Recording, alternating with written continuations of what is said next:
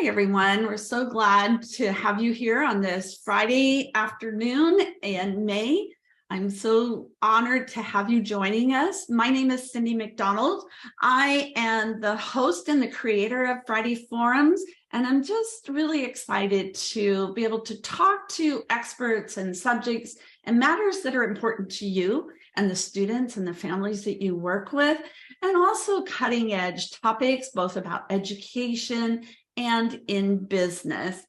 I have been the creator and the producer of Friday Forums. I'm also the college counselor's coach, offering workshops and other professional development opportunities. So I'm very pleased to have with me today my good friend and colleague, Shelly Humbach, who is from Denver, Colorado. And Shelly and I have known each other. Welcome, Shelly. I'm so glad to have you.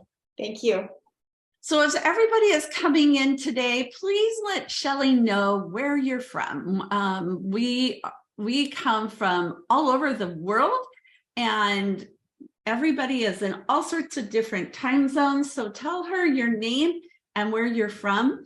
And I was just telling Shelly before we got on the show today, I'm always the one running these things. And the last couple of weeks, I've been on the participant side. And I must tell you, I find it very frustrating when I can't see how many people are on the call or the webinar, and I can't talk to them. So that's one of the things we encourage. Use the chat to connect with each other. We also have Carmen helping us. She's always here as our navigator, keeping us going, and she'll put in links and things like that, and she'll monitor the chat. So if you have questions, please put the questions in the Q&A, but please feel free to add comments and have discussions in the chat, because this is about all of us as professionals and as colleagues, and also just, in our personal lives too. So, and Shelly, you can see we've got people all the way from Texas, Washington, East Coast, Boston. Sometimes we have people from France and Colombia. So we're just very blessed to have everybody here. So, and today we're going to talk about both two topics that's very pressing for so many of us and one is, how do we get those ideal clients, like the people that we just want to serve so much, and how do you use that to build your business? And Shelly, you've been talking about this. I've heard you talk about this quite a number of times, and you just recently talked about this at the IECA conference, correct? And yes, I did. And you had sorry, Carmen is dead. You're all right. So you had standing room only in this topic for being at the conference. And I'm wondering if any of you were at the conference and listened to Shelly, go ahead and stick that in the chat.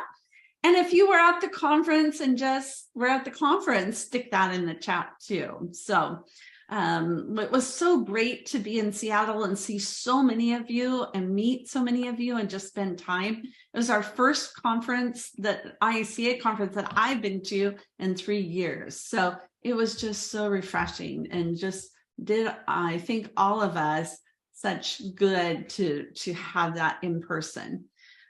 We have a couple other conferences coming up. Hopefully you're registered for the HECA conference or any other regional conferences that may be in your area. I know the International ACA is this summer. I believe it's in Florida. Somebody can tell me exactly where it was or is going to be. The NCAG conference starts on Monday. It's virtual. So the National College Affordability Group, if you haven't registered for that, we're going to put the link for that too. So it is really nice to be able to have these conferences. And I think one of the most important things is being able to share with each other things that we do, ways to work that we found effective and that make a difference in our lives. So Shelly, that's why I'm so glad to have you here today, because I know that's something that you have a passion for, just like I do. Yes, I do. Give me just one moment because I'm trying to send this again to Carmen. My apologies. I'm sorry, it's not appearing. Okay, let me try this one more time. And So Jeffrey is telling us the International ACA Conference will be in Florida International University, Miami in July. So Jeffrey, is registration still open? And if it is, can you stick that in the chat so that people can do that? Yeah, and I see Lori was at the ICA conference. I got to see her, but she did not hear you speak. So she gets to hear you now. And I know so many people were there. And I kept telling people, one of the problems is when you go to these conferences, there's like 5 or 6 sessions all at once that you want to go to. And so Katie and I did a session on our survey, and people kept saying, oh, I'm torn. I want to come to yours and I want to go to this other. It's like, we've got you covered. We're going to do this as a Friday forum. And that's why I had asked Shelly to come do this. Katie and I are going to do a Friday forum the end of June. And that will be our next Friday forum. So we're going to be gone for about a month. And then we'll have one in July and August. All right. Are you guys set? Yes. I think so. Okay. Well, good. And, this is always a work in progress, and it's live, and it gives us an opportunity to see how things work. So, Shelly, before we get started, first of all, I want to introduce you so that everybody knows a little bit more about you. Shelly founded her educational consulting, Humbach Education Consulting, in 2011. She's worked with hundreds of families in college search and application. She has a college success strategy that she has developed, and she works with students both throughout the United States, and I would imagine you might even have some international students as well. She provides expert guidance with a dose of humor, and I can testify to that. She is a CEP. She got her CEP before I did, so I think that says something. She's had it since 2015, and she loves spending time with her husband, 3 adult daughters, and anything outdoors, which is very easy to do in Colorado. Skiing, golf, hiking. Excuse me. She likes reading, travel, cooking. And I loved this one, all things Red Rocks. Now, being a Colorado native and growing up in Golden, I know exactly what Red Rocks is, but I'm wondering how many people in our audience know what Red Rocks is. So if you know what Shelly means by all things Red Rocks, stick it in the chat and we'll come back to that. So Crystal says, yes, Jackie's been there many times. I have a great story. Okay, yeah. So looks like its fame is well established. So music, yes. I had no idea that Red Rocks was so famous until I started checking around. And during COVID, all the concerts and everything at Red Rocks were canceled. And then I was there the next year, and boy, you could not get a ticket for anything because they were bringing back all the shows that had been postponed, and there was just no tickets to be had. And it is a beautiful, natural amphitheater that is just unequal in any place. So I've seen several stars there, but that was many years ago. So I love that Red Rocks is one of your places. Shelly, what is your background? What brought you to be your own entrepreneur and an educational consultant?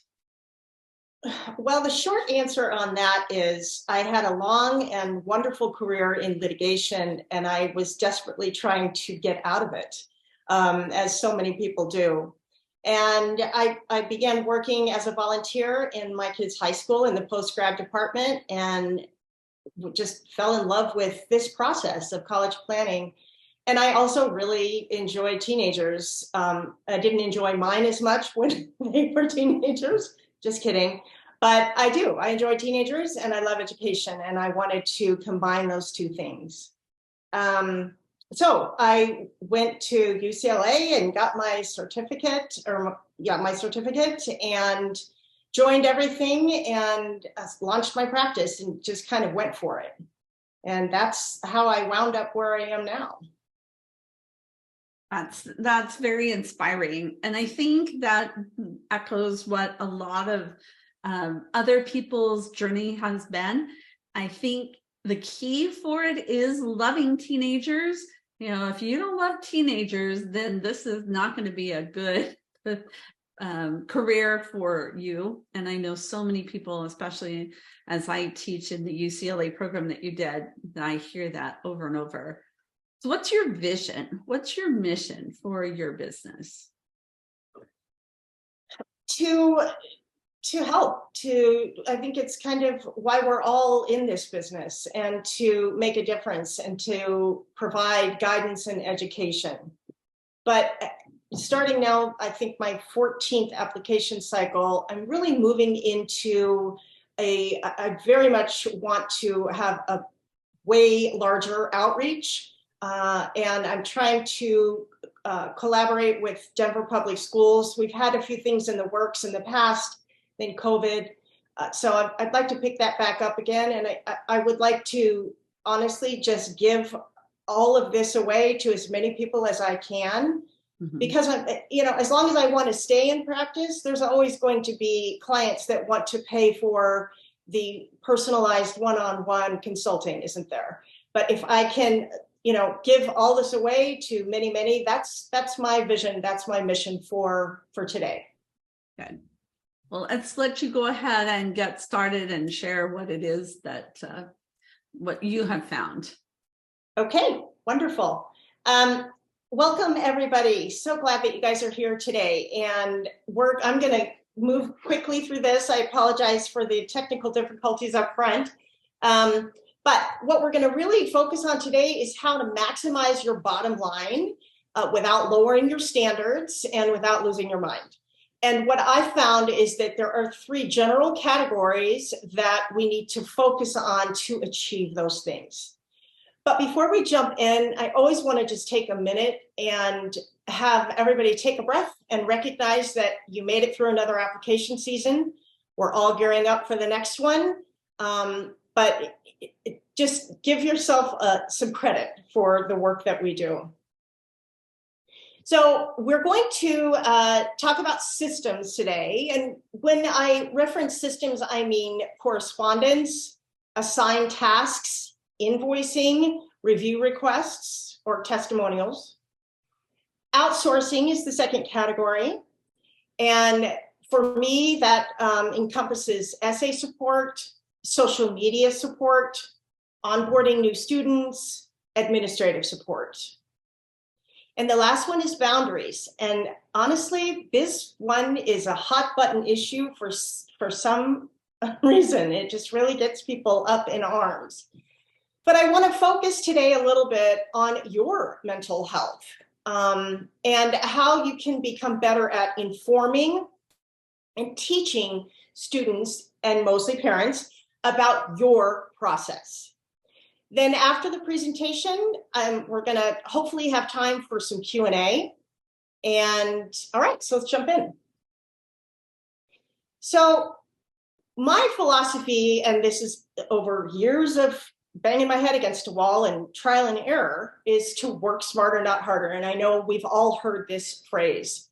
But I'm going to share some ideas to help you consistently increase your income, work fewer or normal hours. I don't care for the word normal, but to make my point, and make some improvement around your work-life experience. I'm going to share what works for me, and I very much want to hear what works for you. I also want to acknowledge, we are in this profession of helping and guiding and sometimes rescuing. But that doesn't mean that we need to surrender our very souls in the process. And okay, Next slide. All right, best practices to help IECs.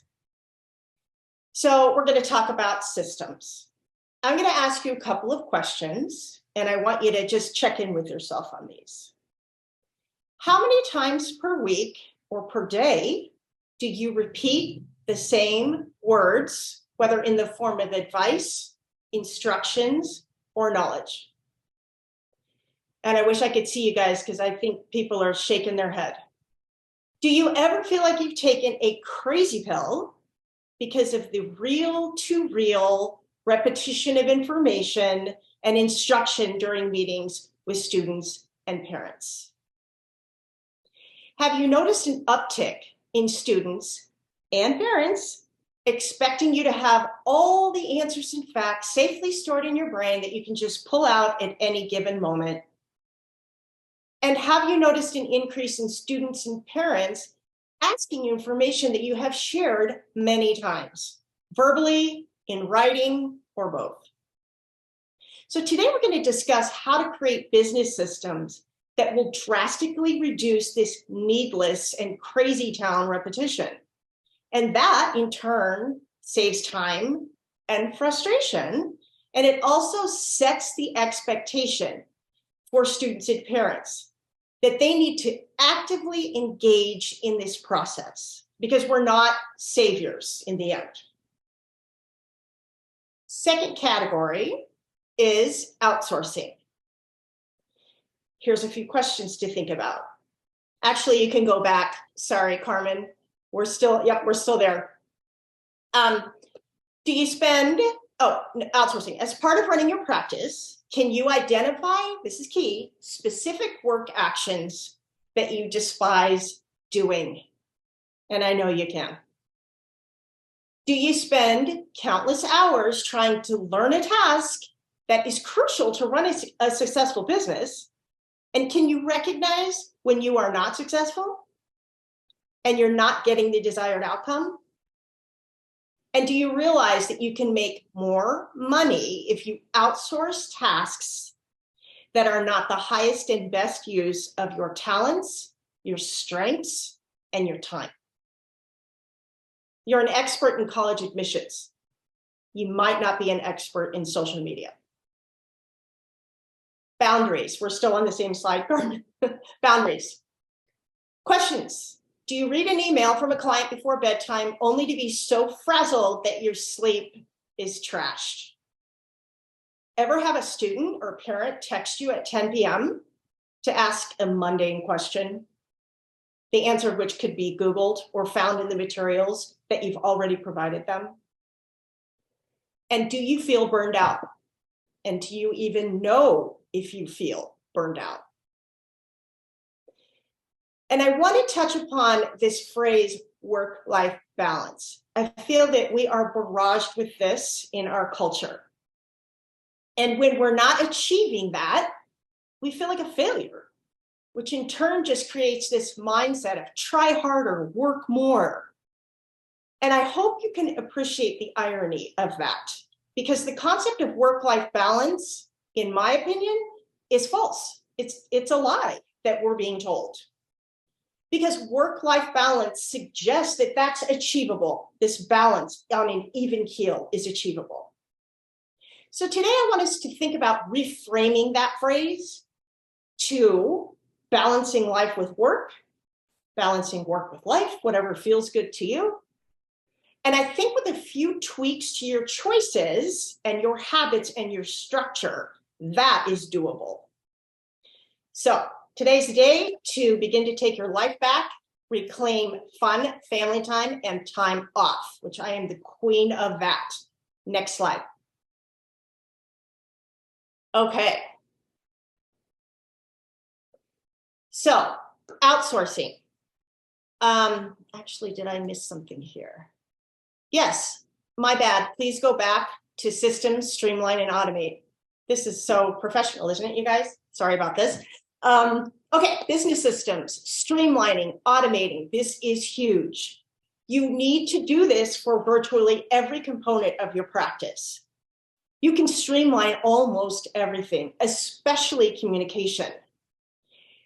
So what we're talking about here is being creative and productive once. And then you tweak that system. You review, you revise annually at a minimum.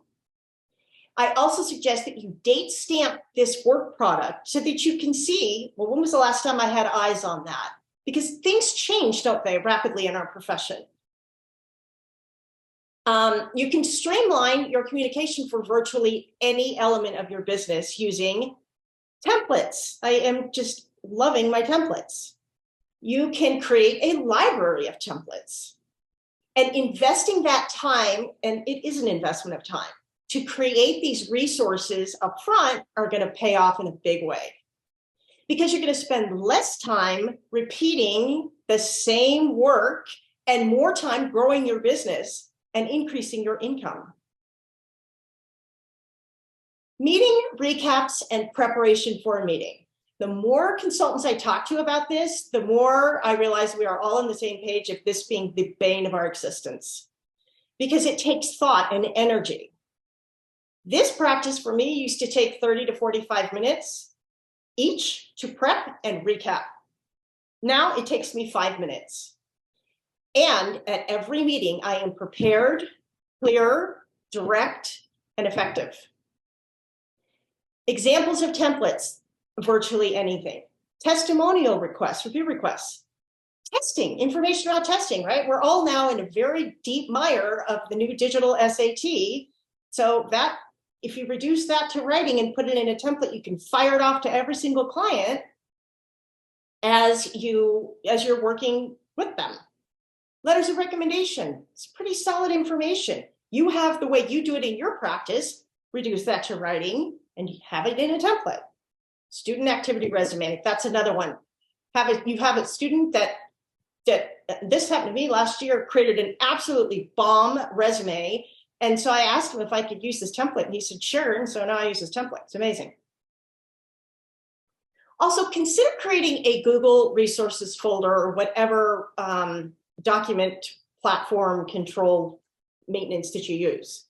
Mine is called Humbach Education Consulting's Library of Resources. And this library has a folder for nearly every category of college advising. I share it with students and parents. I explain the contents and the value. And I explain that, you cannot be expected to remember all of the things that we talk about in meetings.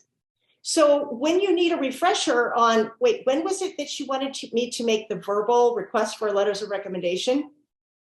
Go to the library. It's there. It's clearly marked. Now, if then they still need help or they're confused, of course they contact me. But I'm telling you, this just creates a huge reduction in the pinging you for stuff you've already told them. And it also engages them and holds them accountable to the process.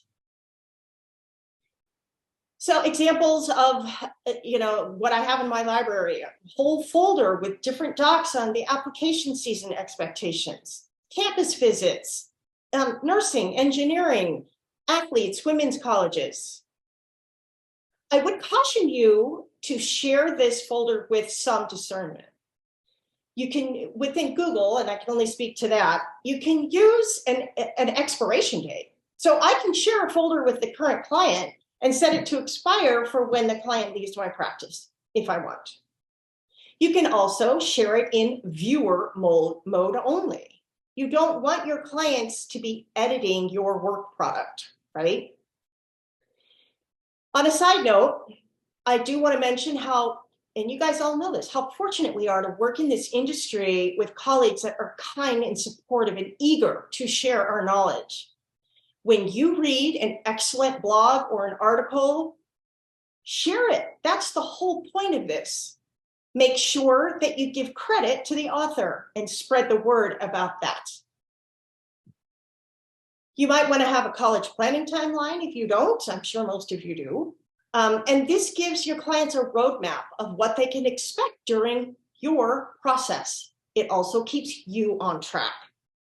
Make sure that you clearly state that the timeline can and will change based on a variety of factors. When the student starts working with you, the progress that they're making or not making, and changes within the college application landscape. Quick shout out to Ethan Sawyer, college essay guy. He has on his website an entire section that's devoted to helping consultants and counselors. And he has a specific communication to-dos and their templates for each month of the year for each grade in high school. Wow, like the wheel has been created. Get into that wheel, customize it and modify it so that it's personal to you and use it. Okay, next slide. Okay, outsourcing. You've got to get real on what tasks in your business you do not enjoy doing, or as I would say, I absolutely hate doing. I'm just really clear about that. And often it's because I don't know enough about it to be effective and efficient. I'm extremely effective and efficient as an IEC, but not in other areas. So for me, my pain point early on was social media.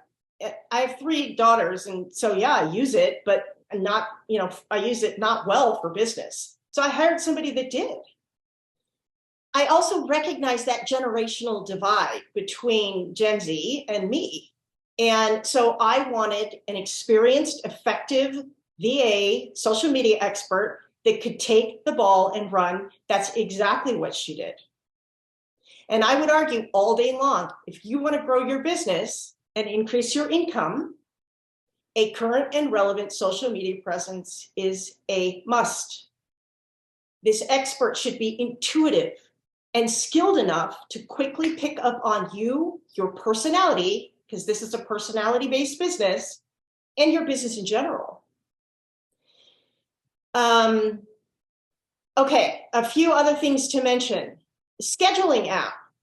If you take away nothing from this presentation today but this, then I'll be happy. Get a scheduling app right now, immediately. Calendly, Acuity, whatever you want to use. Game changer, humongous time saver. And again, you set it up in the beginning to the way you want it to be, and then it's just brainless and it just works like a charm. Yes, you'll tweak and you'll add and you'll subtract, but it's a huge time saver. Essay support. I use Prompt, love them so much. And they serve my clients in a way that I cannot. They're just phenomenal. And then a virtual or hybrid assistant. And you're going to have to play around with that a little bit. You can ask colleagues for recommendations on how that works. Also a game changer. Okay, next slide. So I just would argue all day long that when you know your worth, you can make big changes in your business. Well, knowing your worth in part means knowing your net, your bottom line. And that's super easy to figure out. And I'm not even a math person. Income minus expenses equals your net. So if you offer only comprehensive packages or primarily comprehensive packages, you've got to do the math on this. And it's not the most comfortable thing in the world, especially if you realize that you've been really undercharging or spending too much time with a client. You've got to track this. If you have a comprehensive client, how many hours on average, I know we all have more clients that are more high maintenance and some that are lower, and somehow that comes out in the wash. But you've got to track this and know in the end, okay, I finished working with this client. They were with me for junior and senior year. I worked with them this many hours. This is my fee. Divide that. What's my hourly wage? Because if your hourly wage is coming down to 45 bucks an hour, you got to recalibrate. Know your strengths and your weaknesses. Get really clear here with this and know it's going to ebb and flow, because you're going to get better at stuff. You're going to get worse at stuff. You're going to get sick of stuff. That happens. And this is the big one for me. With absolute joy in your heart, pay someone else to take these mundane and or beyond your ability tasks off your plate. Invest in vetting the right person for this role and keeping them. Okay, next slide. Getting into the burnout and boundaries. Oh my goodness. Let's talk about boundaries within your practice, starting with your contract. Does your contract clearly state the hours and days of the week that you are available to meet with clients? These are known as office hours. Do you have clarity on those hours and what works for you and your family priorities, your personal priorities? How about when your office is closed for holidays and breaks? And is your office ever closed? Does your contract need a revision to incorporate the pitfalls that you experienced from this last application cycle? That might be limitations with essays, limitations with the number or platforms of college applications.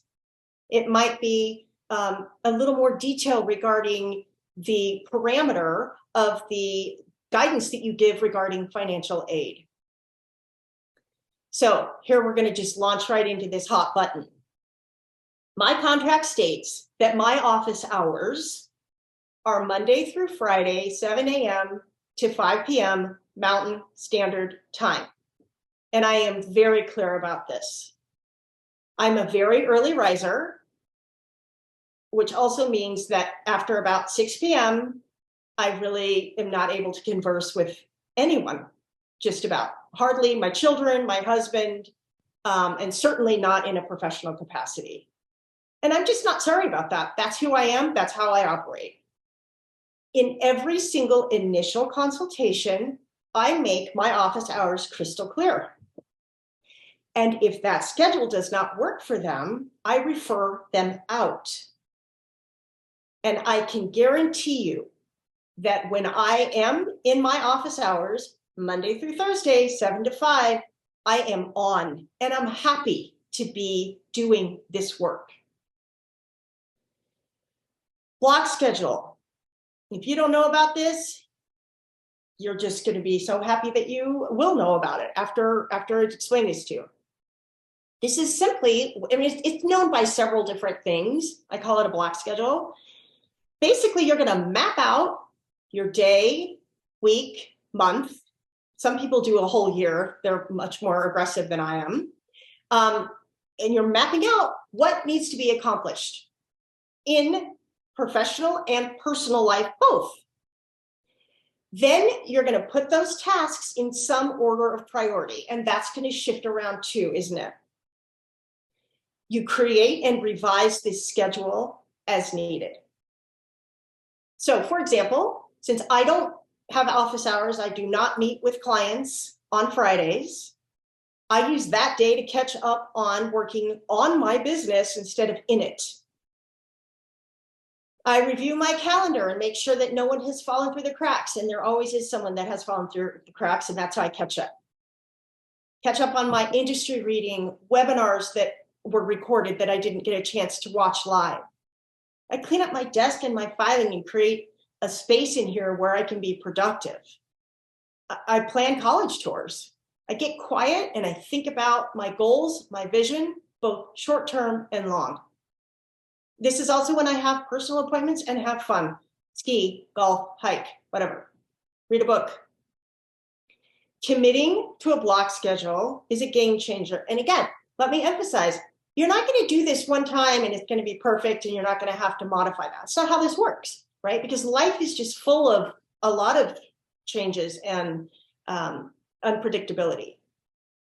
So, but if you can commit to making an effort towards a block schedule, you will be much more productive and creative with your time. As entrepreneurs, with many of us working from home, those lines between work and personal get really blurred. This plan will help to keep clarity and maintain those two. Okay. So this to me just kind of says it all. Self-care is how you take your power back. What else do you need to know? I feel very strongly we live in this world that seems just absolutely hell-bent on zapping our sense of power. So what does self-care look like for you? And think about this. Make a list. Implement. I tell my kids all the time, you have got to get this critical self-care component on your to-do list right now and keep tweaking it. You're not going to figure it all out now. You're not going to get it all done ever. But when we have self-care, we just bring the productivity, the creativity, and the energy toward whatever it is that's in front of us. Okay, next slide. I think these are just really powerful statements, and what I want you to take away today, either you run your business or it runs you. And again, it's not hard to get caught up in believing that unless you work hard or all the time, you're not succeeding. This has become a cultural norm, and it's literally sucking the life out of us. The truth is, when we push too hard and work too much, less creativity, less productivity. So get clear with your goals and start working smarter so you can play more. When taking on new clients, vet the parents. Come on. Who of us has worked with a student that we didn't love and support and respect and want everything the moon and the stars for? It's the parents that are a little tricky. Okay, so that's who you need to be vetting. And so what does that look like for you? Make a list of things that are important to you. I will say for me, if I'm sitting with a family and the parents are talking about name brand schools and Ivy Leagues and that's all we're applying to, it's a very short meeting and I'm referring them out to my fabulous, really smart colleagues that do that. That's not what I do. Be crystal clear, unapologetically so, with your office hours, your expectations, your timeline. Let your professional expertise speak for itself. Our work is about trying to hit a target that has moved since the last application cycle, and it's still moving, isn't it? It never stops moving, that target. It's like trying to nail Jell-O to a wall. Be kind to yourself. Trust your instincts. You can't possibly know it all. And that's it. The next slide is my contact information. And thank you, everybody, for being here today. I hope you got some good takeaways, and I would love to hear what your takeaways are. Definitely, Shelly. I think that this is part of the reason I really wanted to have you come share your philosophy and your approach and what has worked for you, because you echo a lot of things that I'm trying to share as well in our industry. And we do have this perspective that we have to know it all. And there's no way in this world with everything changing that you can. I mean, there's way more information out there than you'll ever be able to digest.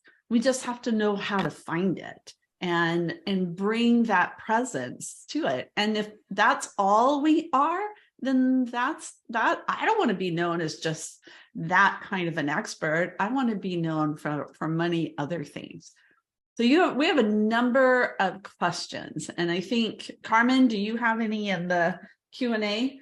Yes, none in the Q&A, yes.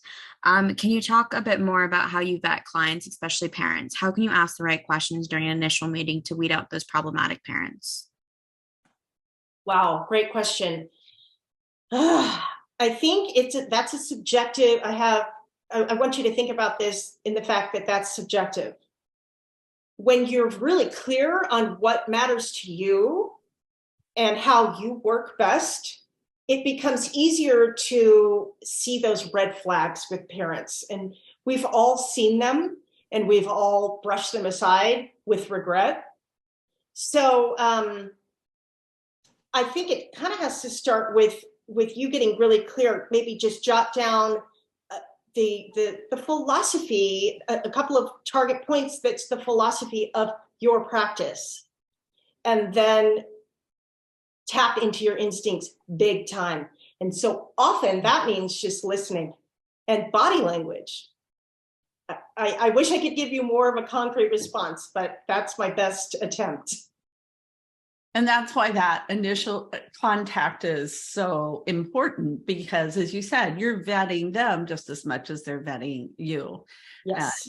And I actually have been advocating for some people, they even just can do applications for clients to apply. And there's pros and cons to that, but just the concept of you don't have to accept everybody who walks through your door.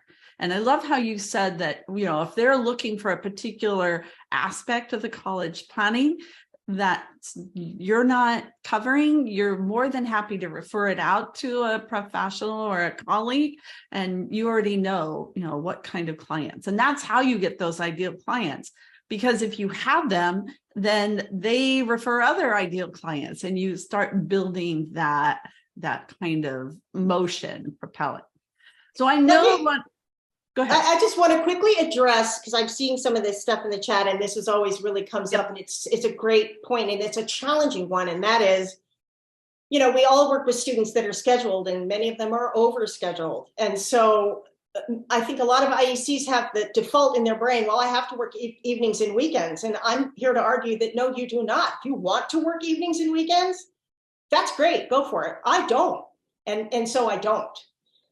Students have off hours during the day.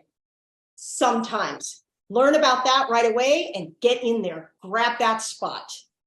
Also, if you're, you know, I schedule every next meeting at the end of the current meeting. And so if I'm going 6 weeks out for my juniors, they have 6 weeks to figure it out. If that means they have to miss a single tennis practice, bummer. I mean, we are experts, we are professionals. And when your students have an orthodontist appointment, I'm pretty sure it's not at 8 p.m. on a Saturday. Mm-hmm. So families figure it out. And what you're doing in this process is you're punctuating the fact that what the work that you do is really important and extremely valuable.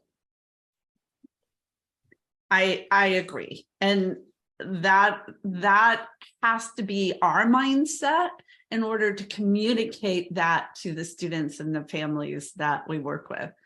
I know I interviewed Christina and a number of their people talking about work-life balance, and Christina Dooley, and she said, well, nobody asked their dentist why they're not available on Sunday afternoon at 5 o'clock.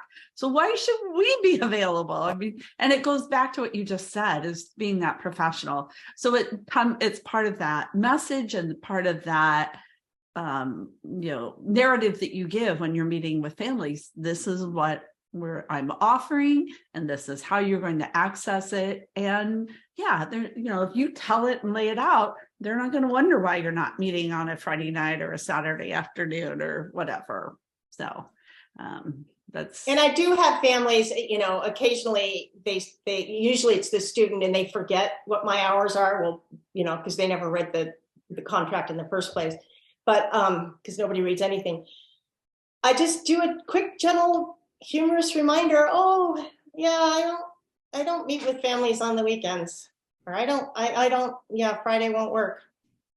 Don't have to give them a whole lot of information. It was provided in the beginning, and it's still true. Right. Well, and they are never going to remember or read. I mean, they signed the contract, but you have to keep reminding them of those boundaries, of those deadlines, and that expectation, and that's just part of what we do as professionals too. One question, Shelly, that came up that I wanted to address and go back, and you were talking about wages and hourly rate. I have a number that I recommend. I've been doing these name your price workshops, And many people have been participating in those, and that has been a very eye-opening experience for many people. And so this question comes up a lot. So what is your perspective in terms of, you mentioned something, you're like, if you're getting paid $45 an hour, then you're underpaying yourself. So what are your... Again, this is somewhat subjective because it's relative to the level of expertise of the IEC. If you're in your second application cycle or your 22nd, we've probably got a different price point. I also encourage consultants to be clear on what's the going rate in the city that you live in, because that is incredibly impactful. So for me, drop them below $250 an hour and we've got ourselves a problem. I totally agree with you. I am trying to tell people your minimum hourly rate should be 200. In the day and the age where we work, I mean, and I would propose that it doesn't matter where you live, because now, especially because of COVID, we're working with students all over. And so we are professionals, and find out what people pay for personal coaches or tutors or, executive functioning. And many of us offer those services as well, because it's like an attorney or a dentist. They're not paying you $250 and that's going in your pocket. That is only a third of that is basically going into, a third goes to you, a third goes to your business, and a third goes to profit so you can build your business. So you have to quit thinking about it as, oh, this is what I'm earning. This is what my business is earning. There's a big difference. Love that. Yes. So hopefully that will force some people to think about it and look at their rates and things to see how they're looking at it, what their mindset is for that. And if you're interested, I just added some name your price workshops to my schedule yesterday, because I've had so many conversations about this from the conference and ongoing. So Carmen will stick the link to that too. We have a couple of more minutes. Let's see. So it looks there are like some questions in the chat. Do you limit the number of colleagues each client can apply, do you limit the number of colleges each client can apply to in your contract? No. And I can't even believe I'm saying this, but I do not, because, and see, this is where I could catch myself. I've never had an issue with that. So that's kind of a stupid thing, a stupid way to think, because, but it's how we learn, isn't it? Right. When we get burned on from that one pain in the butt client, then we modify our contract to cover that so it doesn't happen. I've never had it happen. I say to my families, and this is in my contract, we are going to apply to around 10 schools. And no one has ever pushed me on that. I guess I've been really lucky. And I don't want to put a limit on it. I don't want to put a limit on it. You are very lucky. I will agree with that. And I think that's an excellent thing for each one of us to think about. But again, I think it speaks to, Shelly, the fact that you've created this ideal client. And when people come to you, they know what they're getting and they know what your approach is and what your philosophy, what your mission is. I got burned with it during COVID because of the test optional. I'm in California, and a lot of times the testing, especially a lot of my students, probably 90% of my students are applying to California schools, especially University of California, and they all had to take SATs or ACTs. Well, then when COVID hit and they no longer had to do that, oh my gosh, I had students who went from, our average is 10 to 12 schools. I had students applying to 27 colleges. And I didn't have a limit on my contract. I used to have it. And boy, now I do. It's 10 colleges. If they want to go over that, it's $500 per college over. And it gives me a little, like I had a student last year. She was really, really competitive, and she ended up with 13. So I was like, okay, I'll accept that, but it gives me that flexibility to say, yes, you're going to pay for it. No, you're not. But yeah, I got burned big time. It was a mess. Oh, I'm sorry. Yeah. So we have another question. You want to go with that, Carmen? Yes. How many in-person hours or sessions do you have with the kids? If they come into my practice as a junior, I'm meeting with them after they're onboarded. I'm meeting with them every 6 weeks until August of as senior year, as they're a rising senior. And then that increases to meeting every 2 weeks. But we are done by December 10th. I closed my office, and I'm sure I'm going to get hit with this. That sucker is closed from December 15th to January 15th. Yep. Boom. That's it. We are closed for business. So, I mean, the good news about that, apart from the fact that, honestly, you guys, that's when my brain explodes with energy and ideas and how the direction I want to take my business and how I want to do things better and those types of things, because I'm resting more. But it also forces students to be done with their stuff by December 10th. I'm not doing essays after that, and it's in the contract. So we go through that in the beginning. If that doesn't work for you, and then that's fine. I totally get it, but I'm not your guy, because that's my process. Yeah. And how many juniors or rising seniors do you see? Like, I carry a caseload of 40 students, but I never take more than 17. I balance that out so that I never have more than 17 seniors at one time. That's my break point where I just turn into not a very good person. I can't serve my clients with the standard that I must. I think that's really important. And I think that's another reason we need to, even if you're not billing on an hourly basis, to keep a realistic track of how many hours that it takes you to serve a client. Because so often, and again, I'm speaking from personal experience, I thought, oh, we're spending 30 hours per student. When we started tracking it, it was more like 35, 36, 37. Then you're leaving money on the table. And there's just not enough hours in the day. So you have to think about how many students, how many hours are there in the day, and how much time do I want to spend? And that helps you divide out how many students you can bring on in each one of those grade levels. So exactly. And when you have these systems and templates and this stuff, organized from the very beginning, you just moving like a system straight through this stuff instead of all this extra time. Mm-hmm. Yeah. Yep. And you have to think of ways to deliver, services in those streamlined ways.